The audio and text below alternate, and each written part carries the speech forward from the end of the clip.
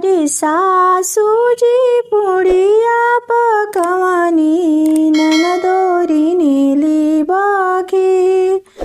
अरे सासूजी पुडिया पकवानी ननदोरी नेली बाखेर, ननदोरी नेली बाखेर। ओरी तर खाडी बहुआवा सासू दिना परसाद, सासू दिना परसाद।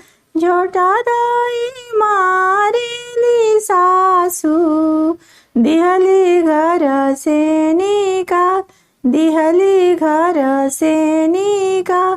तू तो बहुअर जोरी के बझनिया काई करबू परसाद, काई करबू परसाद।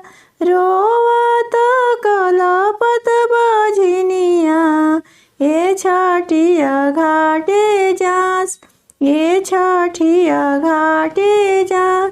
सुतल रहनी छठिया मैया ए उठिले चिहाय, ए उठिले चिहाय। कवन संकट तोहरा परल तिवाही ए आवेलु दिन ओ रात, ए आवेलु दिन ओ रात। सासूजी पुडिया पकवानी ननदोरी नेली बाखेर, ननदोरी नेली बाखेर।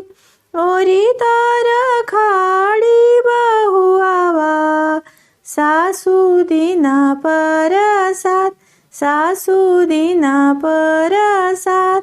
झोटा दही मारेली सासू दिहली घर से निकाल, दिहली घर से निकाल।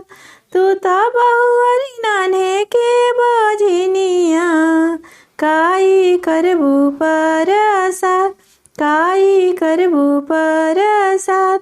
चुप रहया हो बझनिया जानी रोय चहोधार, जानी रोय चहोधार। भरबो में तोहरो जे गोदिया, भरबो में तोहरो जे गोदिया। देबो गाजाधर ऐसन पूत, जेबो गाजाधर ऐसन पूत, जेबो गणपति ऐसन पूत।